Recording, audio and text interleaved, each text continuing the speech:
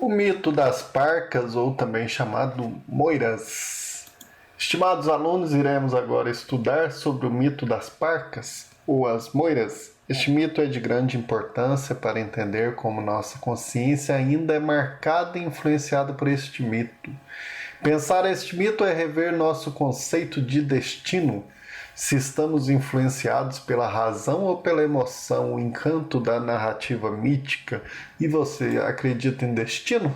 Então nós vamos ver com esse mito como que ele é presente na nossa mente, né? Quem que eram elas, essas parcas, essas moiras, né?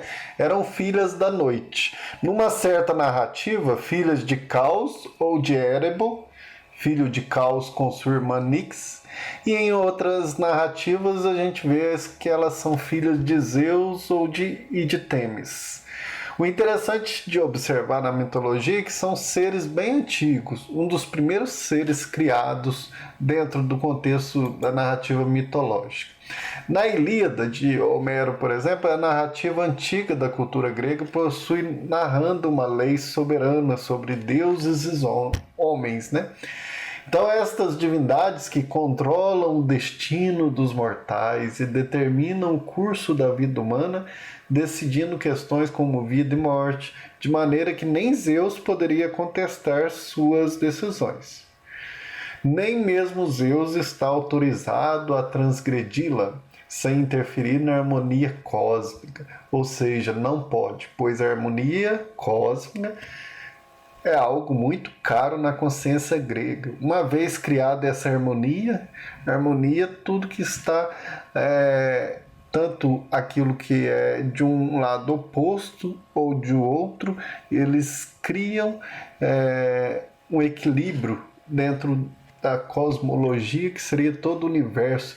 Não se pode quebrar mais, pois senão a vida voltaria ao caos, que era o início, né?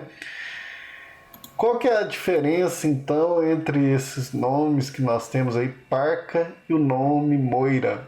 São as mesmas criaturas, mulheres, ou sei lá, né, como nossa imaginação pode pensar aí. O nome Parcas é da mitologia romana. Significa aquelas que fazem parir. E o nome Moiras, na mitologia grega, significa distribuidora das partes.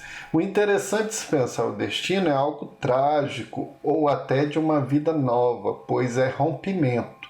Então pode ser rompimento para o fim da vida ou rompimento para o início de uma vida, né? O fio da vida é cortado para uma nova vida, é sinal de mudança. Personificar essa atitude, pensar que alguém está fazendo isto, é próprio de nossa consciência popular, antiga e marcada por essas histórias, né? Alguém está conduzindo a nossa vida. Nós temos que pensar aqui que uma curiosidade interessante, que no antigo calendário romano, o mês de dezembro, como conhecemos hoje, né, era o 10º mês, chamado Decem, uma homenagem à deusa décima, ou chamada de Lexis, uma das senhoras do destino, que iremos ver. Cada uma delas é a responsável por sortear nossa vida ou morte. Aí na 10ª lua é a do nascimento, o cordão umbilical sendo cortado agora pela próxima senhora do destino, o começo de uma vida terrena, né? Uma vida nova. Vamos ver então quais que são o nome delas, o significado das 3 mulheres, né, as 3 criaturas do destino. A primeira é a Croto. Em grego significa fiar, segura o fuso e puxa o fio da vida. É a responsável por o desenrolar da vida, de tudo que vai acontecendo durante a vida, ou seja, o percurso do dia a dia, o desenvolvimento.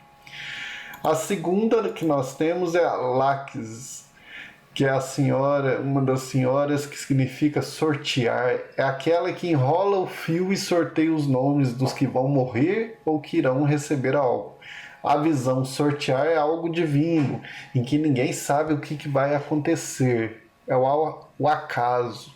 O sorteado irá receber a morte ou algo importante, uma missão, uma vocação. E por mais que resista ou não queira, não poderá fugir do seu destino, pois a sorte é algo divino, sem qualquer interferência humana, algo ligado à harmonia cósmica.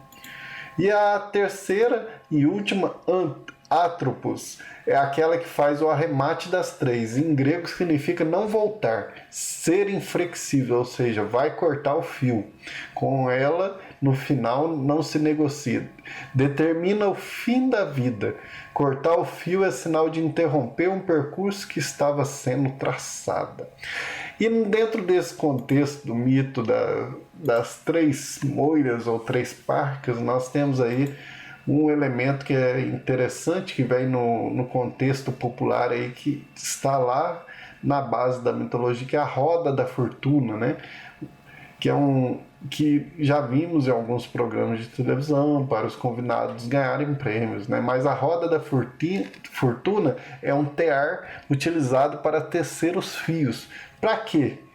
A roda da fortuna vai tecendo o fio da vida de cada pessoa. Assim ela tem a parte alta, que é o topo dessa roda, representando momentos positivos da vida.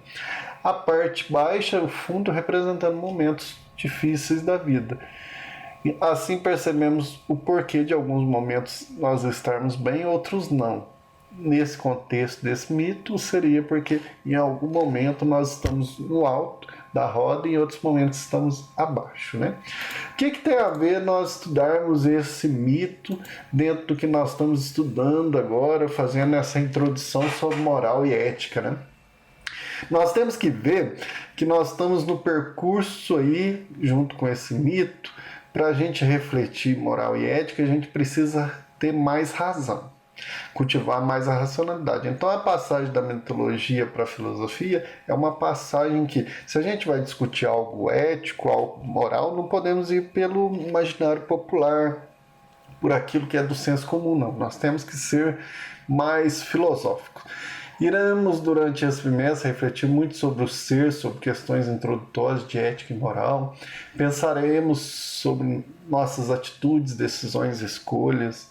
A maior parte das pessoas diz que a vida delas deu certo ou errado pela sorte. Será?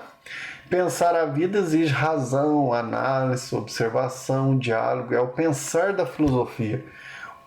Ou podemos ainda ficar pensando que a nossa vida é influenciada conforme a ação dessas senhoras ou de algum ser que está controlando a nossa vida sem qualquer liberdade.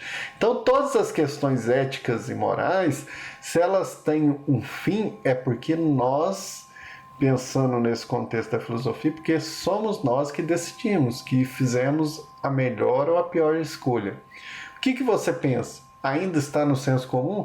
A mensagem é bem clara pelo olhar filosófico. Somos nós que damos destino à nossa vida, somos responsáveis por cada coisa que nos acontece.